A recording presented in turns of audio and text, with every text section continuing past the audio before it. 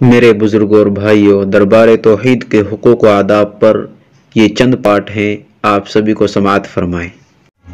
الحمدللہ وکفی وسلام علی عبادہ الذین اصطفی، اما بعد۔ دربار توحید کے حقوق و آداب، پارٹ نمبر 8۔